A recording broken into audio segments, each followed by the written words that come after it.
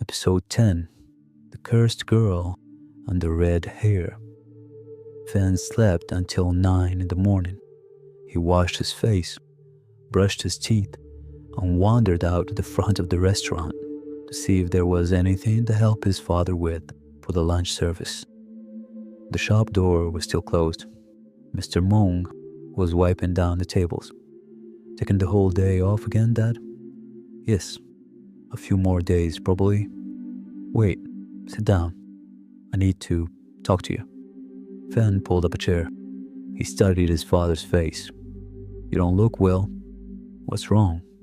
Mr. Luong sighed. I've been thinking about the dog blood business. I know Uncle Luong forgave us, but knowing someone forgave you doesn't quiet the guilt. And what we did almost killed Twuck. I keep going over it. Finn lowered his eyes. I know. As soon as Mr. Twuck is well enough, I'm cooking him a proper meal. That's the least I can do. Mr. Luong continued, keeping his tone carefully light. But I never understood. Where did you get the idea? It wasn't like you to come up with something like that on your own. Finn thought for a moment, then scratched his head. Honestly, it wasn't my idea. A friend of mine, Dong, took me to a fortune teller. I told her what I'd seen, and she said the man staying here was being haunted. When I asked her how to deal with it, she told me to throw dog blood on him at midnight. I didn't stop to think it through. Mr. Luong asked slowly, a fortune teller? I only know of 2 shamans in this area, and they do funeral rites. I've never heard of a fortune teller. Finn explained. She just moved here 2 weeks ago. She's a relative of Dong's. I'd never been to a fortune teller before. Who cares? It turned out Uncle Luong wasn't a ghost anyway. Mr. Luong sat up straighter. And where does she live? Finn looked at his father with narrowed eyes. You're not going to go there and cause a scene, are you? Dad, it's done. They were trying to help. Mr. Luong waved a hand. When have I ever caused a scene? I'm just curious. Forget it. Last question. These past few days, you've been disappearing at noon. Where have you been going? Finn replied, I met a new friend. Busy all day, so I only had time at noon to show him around the market and the town a bit. Mr. Luong stared at his son for a moment and made a strangled noise. I left my mother in peace. So it's true. Finn didn't understand what his father was muttering about. He only noticed that something seemed a little strange about him this morning. But then, a pot of meat porridge was sitting on the stove, fragrant with dried onion, and Finn was suddenly very hungry. Dad, I scoop it. You sit. Let Dad get it. Now that you're young and healthy, I'll serve you. When I'm old and weak, you can serve me. He muttered something under his breath as he walked to the stove. Finn didn't hear it clearly. They ate together. Finn frowned part way through. The porridge tastes different. Did you add something? Mr. Luong looked away. Just a tonic. Good for you. Eat all of it. Finn didn't ask again. He finished the bowl. Then, inexplicably, he found his eyes growing heavy. He'd just woken up. It didn't make sense. Why am I already falling asleep? Mr. Luong yawned dramatically, once, twice, stretching his arms with great theatrical effort. Ah, your father too. We were up all night. Go lie down if you need to. I'll clean up. Finn staggered into the back room and was unconscious before he reached the pillow. Mr. Luong stood in the doorway watching him and whispered, You want to protect your source? You mentioned the name without thinking. Dong, from the Shiem family. Not hard to find. Sleep well, son. He left to find Dong. Dong was easy. A few coins and a sympathetic story about needing spiritual guidance, and the young man was leading Mr. Moon straight to the gate of a woman named Hong. Mr. Moon memorized the location and went directly back to the house. He burst in through the woodshed door. "Master Luong, I found her." Master Luong set down his medicine bowl, cleared a chair, and poured Mr. Moon some water. "That was fast. Who is it?" Mr. Moon drank and caught his breath. "A fortune teller from out of town, moved here recently. She's the one who put Finn up to the dog blood. And this Ahian, it must have been Ahian who asked her to cast the charm on my son. And those new meetings, Finn said he'd been taking a new friend around town. It must be this Ahian." Master Luong rose. He said to Tuok, "Finish the porridge and take your medicine. Rest. Don't force yourself to remember anything while I'm gone. I'll be back." Mr. Moon was already on his feet. "Where exactly are we going?" Master Luong smiled. "Where else? To find the person who charmed your son. Shouldn't we bring something? Prepare something?" "She's not skilled. I have questions. I have doubts. Let's go." Something about this situation isn't what it looks like. On the way, Mr. Moon asked, "Do we just walk up to her door? If she's practicing fortune telling, we can present ourselves as clients. Walk in, ask questions, see what we're dealing with." "And then what?" Master Luong replied, "I won't hide my intention from you. Removing the charm your son is under wouldn't be difficult for me. The person who cast it is not highly skilled. But that's exactly why I'm going in person, rather than simply breaking it from a distance. If I break the charm without warning, the caster will pay a price. That is not my way. I'd rather speak to the person directly. Tell them where the line is. Give them the chance to undo it themselves. If they refuse, then I'll do it my way." Mr. Moon muttered, "Still, deliberately charming my son like that, making him..." "Don't be hasty," Master Luong said gently. "Go in first. You may be surprised." They arrived at a small, somewhat tired-looking house at the edge of town. Mr. Moon called out from the gate, "Is anyone home?" A woman came out. She was around 40 years old, or younger. It was hard to say. She dressed neatly and held herself with a kind of careful dignity. Her voice, when she spoke, was unexpectedly soft and clear. "Who's calling? What do you need?" Mr. Moon's tongue stopped working. He had been imagining an elderly woman with cloudy eyes and ritual scars. This woman was handsome and composed. Master Luong stepped in. "We're looking for a fortune teller, Hong." "Is that you?" She nodded. "That's right. Come back early in the afternoon. I'm still eating lunch." "We've come a long way," Master Luong said pleasantly. "The matter concerns a life. When you see us now, I'll add to the usual payment." She considered, then relented. "Come in. But at noon, the hexagrams aren't always reliable. Just to be considered by you is already a blessing." She opened the gate and led them inside. The house was modest, but the room set aside for worship was arranged with care. 5 colored silk curtains partitioning the space, ceramic drawers, objects of unfamiliar shapes and purposes. A thin spiral of incense smoke rose from a stand near the wall.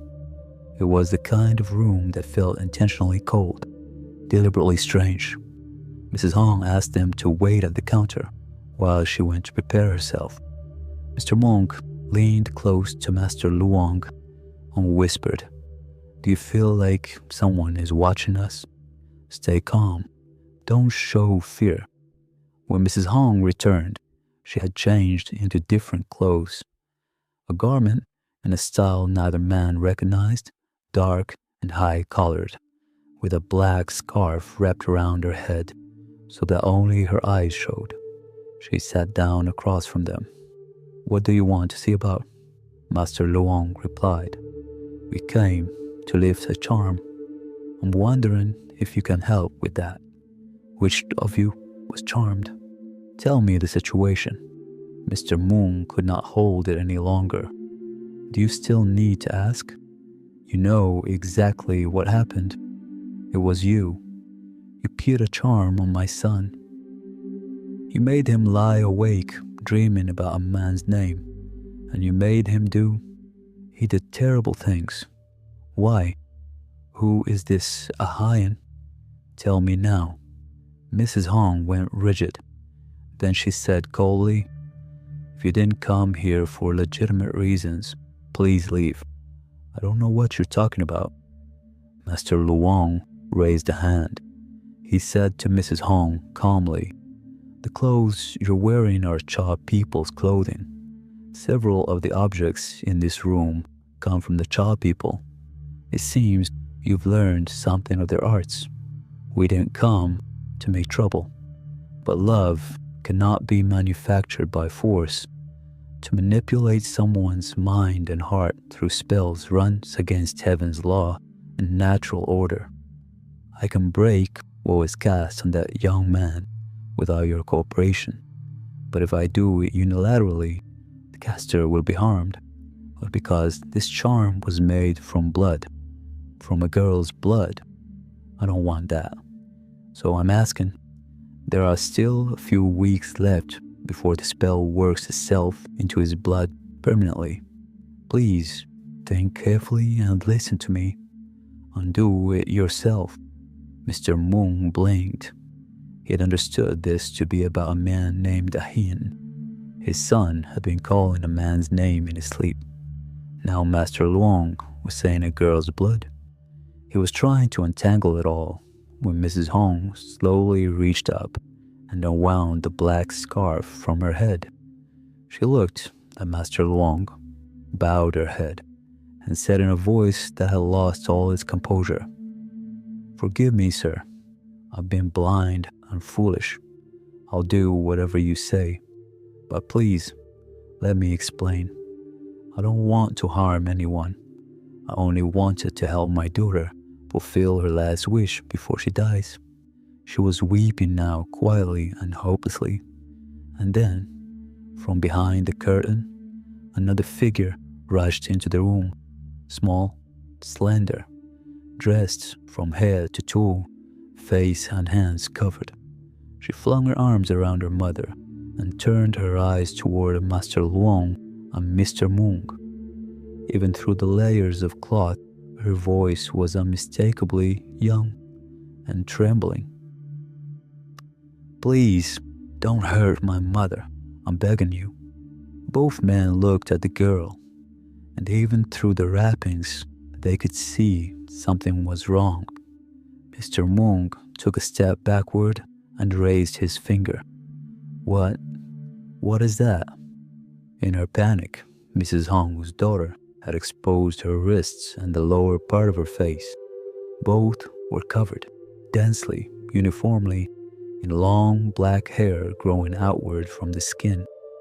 When she noticed Mr. Moon staring, the girl shrank back and pulled her sleeves down and tried to make herself smaller. Mrs. Hong put her arm around her daughter.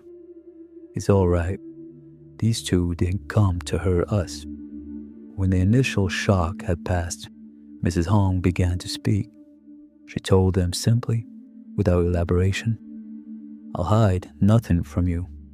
I know what I did was wrong, but I'm your mother, and I only wanted to give my daughter one last thing before the end. You've seen for yourselves. She is not like other girls. For the past several years, we've been wandering from place to place. As soon as people see what she looks like, they drive us away as if we were demons. We ended up here. I knew a little about fortune telling, so I started reading for people. I never meant to harm anyone. Mr. Moon was still uneasy. No harm? You bewitched my son. Were you planning to drive him crazy? Master Luong put a hand on Mr. Moon's arm. Let her finish. Mrs. Hong continued. A week ago, Mr. Finn came to me asking how to exorcise a ghost. My daughter was inside the house and saw him through the doorway. After he left, she didn't stop thinking about him. In years, I had not seen my daughter smile. This was the first time. The next time Finn came back, he apologized for the misunderstanding. There was no ghost at all, and tried to pay me, but I refused. And that night, I cast a charm on him. I only wanted her to have a few last days of happiness. Someone who would look at her kindly. Someone she could walk beside. Mr. Moong asked. But the name? Ahian. My son was calling a man's name in his sleep. Hian is my daughter's name. When she went out with Mr. Finn, she dressed in men's clothes and kept her face covered so he would not be frightened and leave immediately. She gave herself the name Ahian so they could speak naturally. If he had known the truth from the beginning, he would never have come back. The charm I used only works while the target sleeps. In his dreams, he sees a beautiful image of Ahin, and over time, he would begin to miss that image, to seek it out when awake. I will break it. I give you my word. The room was quiet for a moment. Mr. Moon looked at the young girl still hiding behind her mother, still small and still afraid, and felt something in his chest shift. He did not approve of what had been done, but he understood it. From somewhere close to his own experience as a parent, he understood it completely. Mrs. Hong took out a yellow talisman, 3 fingers wide, marked with blood-red characters. She rolled it, tied it with 3 strands of her daughter's hair, and held it out to Mr. Moong. Take this home, burn it to ash. Mix the ash with water and give it to him to drink. The charm will be gone. Mr. Moong received it. Is it really that simple? After he drinks it, Mr. Finn will no longer dream of Heen or think about her. Mr. Moong helped her straighten up after she bowed her apology. He found he couldn't be quite as angry anymore. Master Luong had been quiet for some time. Now he looked at the girl, at the hair visible at her wrists, at the careful way she held herself, and asked, this girl was cursed by the child people, wasn't she? Mrs. Hong's spine went stiff. Her face turned pale. How could you know that? Master Luong stroked his beard. Your dress, the objects in this room, the characters on the talisman, the manner of the love charm, everything points to Chai influence. You and your family were in contact with them. On the arm of this curse, growing here, gradual transformation, slow suffering that does not kill quickly. This is a Cha curse, not illness. Deliberate and targeted, I can help you, but you must tell me everything. Mr. Moong said to Mrs. Hong, he's trustworthy. Tell him. Without Mr. Moong's urging, Mrs. Hong had already sunk to her knees, her hands clasped. She bowed 3 times and begged, Teacher, if you understand what this is, please save my daughter. She's been suffering for 3 years. Please. She rose and told them everything. She had grown up in an area where Cha people lived and traded nearby. She had been young and foolish and in love with a Cha man and had married him despite every warning. In the early years, he was kind. The Cha people hold women in high regard. Their society follows the mother's line. and women carried the family name. Then slowly, it changed. He spent more and more time in the cellar he had dug beneath the house, where he kept jars of poisonous snakes, centipedes, and toxic plants.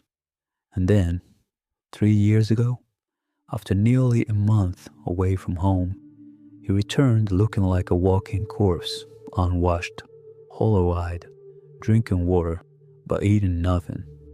On the 8th night, he woke the household in the middle of the night and said he wanted to violate his own daughter.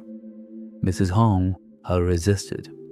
In the struggle, her husband struck his head on the floor and lost consciousness. The same night, she and Hien packed everything they could carry and left. For the first months, they had money. Then Yin got sick, rashes, itching that no doctor could relieve. And when the rashes stopped, long black hairs began to grow from the affected skin and did not stop. The hair thickened over months and years. Only then did Mrs. Hong understand that her husband had cursed their daughter to keep his wife tethered to him, to make their lives unlivable until they came back to that house. But going back meant death for both of them. Mr. Moon hit the table with his fist. A beast worse than any animal, to do that to your own blood. He looked at Master Luong. Is there anything you can do for them? Master Luong frowned in thought. He knew something of Cha spells. His own master had warned him about them when he was still young. The warning had been specific. If you encounter Cha people, took nothing from them, no food, no favors, no debt. Their evil arts are among the most difficult to break. Even in the Koda Kaitu, there is only one page on their methods. Master Luong said, the Koda Kaitu. There's a page there about Cha spells. All dark arts have the same root. If you understand the craft, you can find the cure. But that page is written in Sanskrit, an ancient Indian language, and my own ability to read it is insufficient for something this precise. One mistake and a life is at stake. I can't be careless with it, Mr. Moon said hopefully. But that means if someone could read that page, there might be a way. Master Luong said slowly, perhaps. If someone could read that page, perhaps. While Master Luong sat with his head in his hands, Hien spoke up unexpectedly. Teacher, may I ask, is Sanskrit the ancient language of India? That's right. Can you read it? Hien shook her head, then pointed to herself. I can. Master Luong looked at her. How? Mrs. Hong explained. The Sha people are Muslim, and the community she grew up in followed strict observance. I was Vietnamese, but I integrated into their way of life after marrying. Their culture places a great deal of responsibility on women. Daughters are given their mother's family name. Women maintain the family lineage, and when a man dies, his wife takes charge of the mourning rites. Because of this, Hien was educated rigorously from very young. Her teacher was of Indian descent, and in addition to the scriptures, he took a particular interest in her and taught her the ancient Indian language. Master Luong looked at the girl carefully. Can you truly read Sanskrit? She nodded again, quietly. Master Luong drew a very old book from inside his robe. He found the page. He set it in front of her. Read this to me. Tell me exactly what is written. He then looked at Mr. Moon and Mrs. Hong and said, would you two mind stepping out for a moment? What's in this book is not something I can let many people see casually. They went outside. Only Master Luong and Hien remained. Hien studied the page carefully, then began to read aloud in Vietnamese, translating as she went. This passage concerns two sharp methods of spiritual manipulation: cursing and charm casting.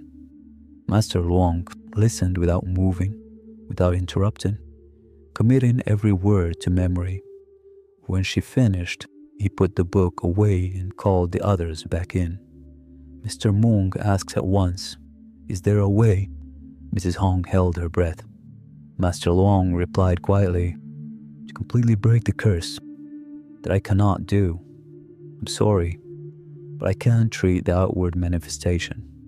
I can help her leave without the visible mark of the curse.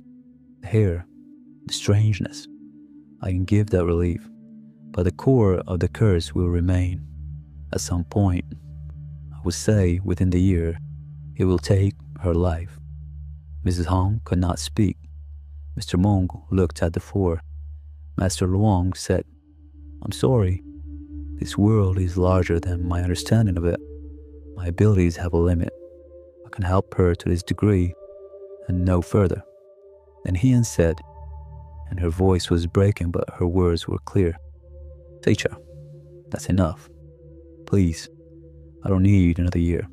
If I can live like a normal person, if I can walk outside without hiding, stand in the sun with other people, even for one day, I don't need more than that. Please help me, please." She was crying fully now, the tears soaking into the cloth covering her face. 3 years of hiding, 3 years of seeing herself in the mirror and wishing it would end. The only reason she had stayed alive was her mother, the one person who had never once looked at her the way everyone else did. And now someone was telling her she might, for the first time in 3 years, be able to stand in the open air without disguising herself. One day, she would die happy if she could have one day. Master Luong was silent for a moment. Then he turned to Mr. Mung. "Do you have a room to spare?" Mr. Mung understood immediately. "You want them to stay with us. 3 days will be enough. I need to observe a few more things before I can treat her. And I can't keep traveling back and forth when I'm still monitoring Mr. Tuak. One bed in the upstairs room. Is that still empty?" Mr. Mung nodded. "My wife's room. I haven't touched it since she passed. If Mrs. Hong doesn't mind, it's clean, it's comfortable, and you're welcome to it." Mrs. Hong hesitated. As a woman moving into the home of a man she'd known for less than 2 hours, it was not a small thing. Master Wong smiled. "Think of it as renting a room. I'm staying there myself. The owner runs a restaurant and keeps a proper household. It is for Hien's sake.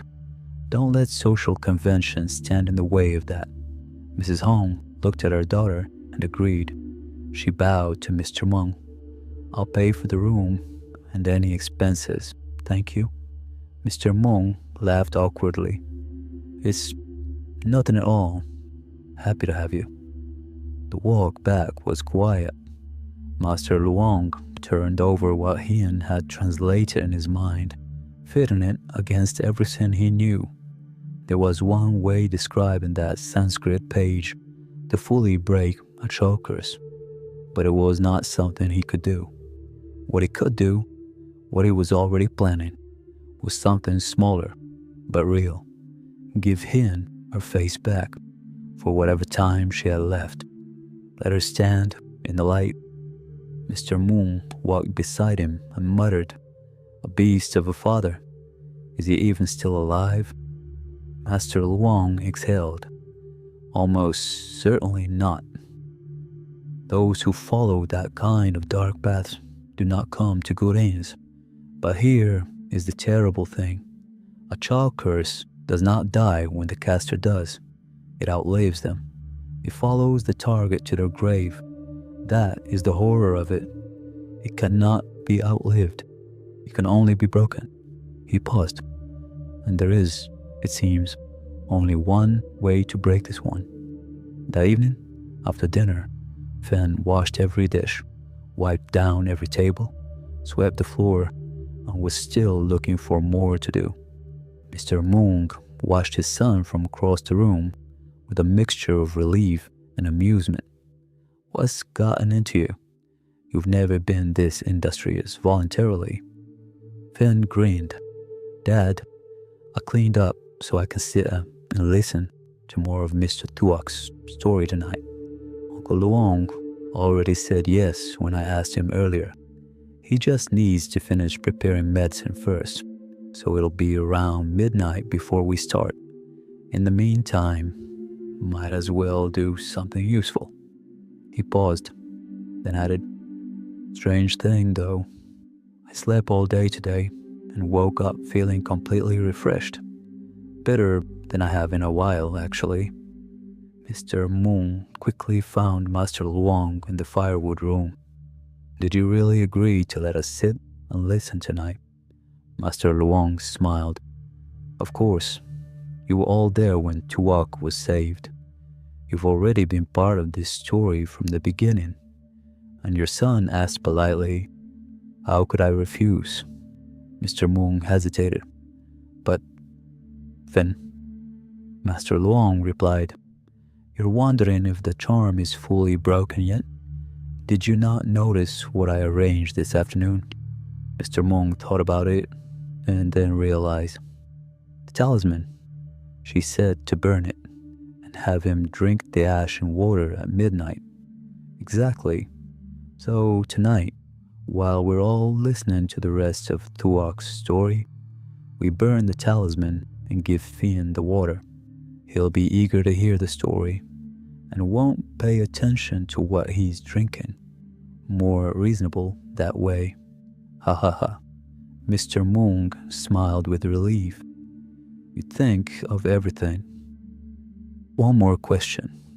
When I said Ahin was a man's name, you already knew it wasn't, didn't you? You knew from the beginning that the person Finn had been meeting was a girl. Master Luong stroked his beard. That's true. And that's why there was something that needed investigating. Love charms have always worked along the axis of yin and yang, masculine and feminine, because only when those two forces are in harmony does love take root. In all my years, I have never encountered a love charm designed for two people of the same sex. It runs against the laws of nature. So from the beginning, I suspected the Ahayan in Finn's dream was not a man, but I hadn't met the person yet. So I asked you to find the source first. When we arrived at Mrs. Hong's house and I heard someone watching us from behind the curtain, I knew that was the fortune teller's daughter. I simply didn't expect that she was cursed. Mr. Moong nodded slowly. And why didn't Finn notice anything strange when he saw her in person? The charm, it blinds the target in specific ways. What he saw when he looked at Ahian was filtered through the spell, shaped by it. He was seeing what the spell wanted him to see. It was like wearing a veil over the eyes. Mr. Moong said, You're right. I was too panicked about Finn to think clearly. But Mrs. Hong isn't that old.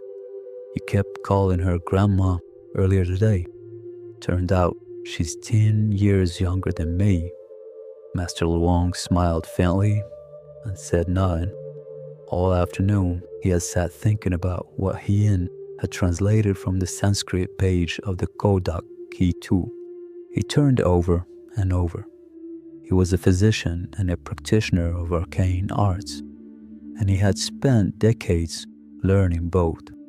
But even with all of it, he could not find a way through to a complete cure. What he could do, the surface treatment, the temporary relief, he was already planning. For Tuak, today's medicine had brought color back to his face. His headaches were rarer and less severe. He had tried to help carry things around the house. Finn had stopped him, You're not well yet. Leave it to me. But in exchange, you have to keep telling me the story. Deal?" And so that was the condition. No heavy lifting until the story was done. By midnight, Fen had arranged 2 proper chairs and sat in one, pleased with his foresight. But 12 o'clock came and passed, and neither Master Luong nor Mr. Mong appeared.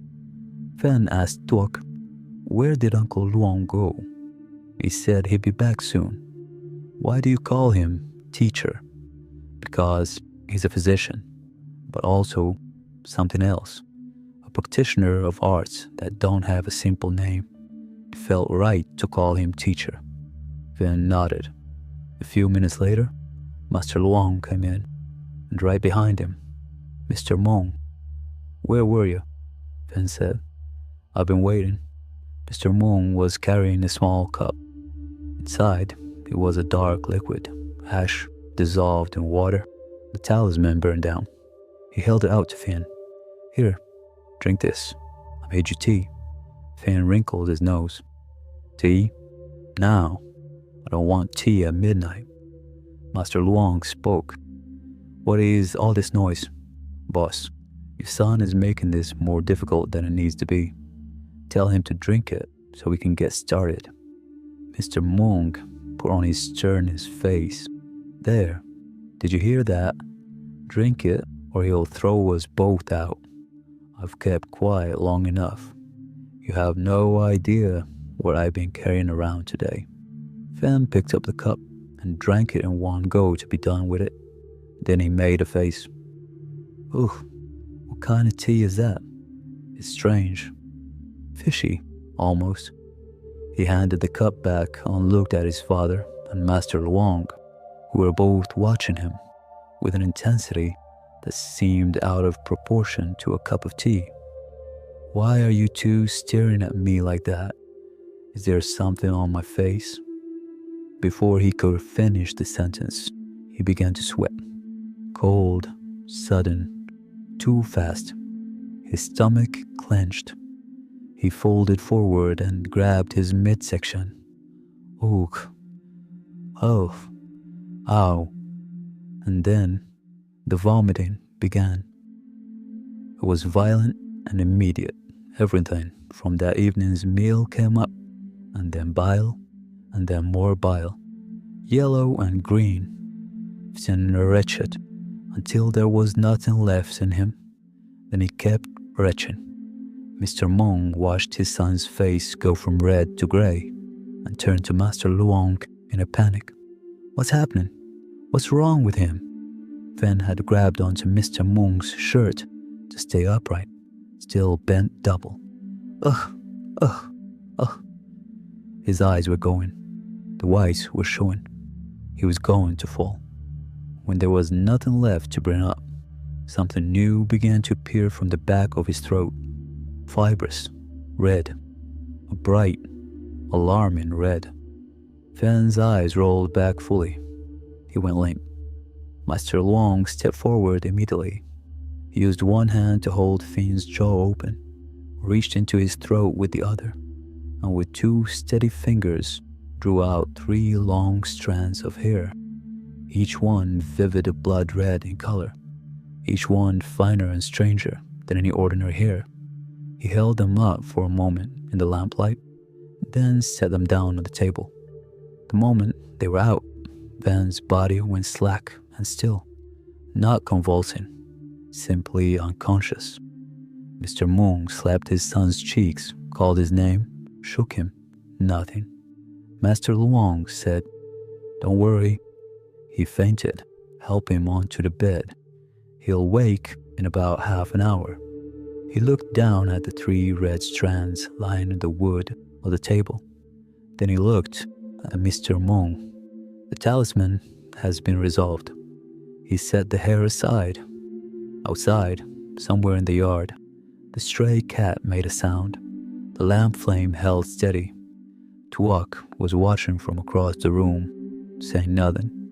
The silver necklace still resting cool and quiet against his chest, just as it had for more than a year, carrying his secret, waiting for the moment when someone might finally understand what it carried.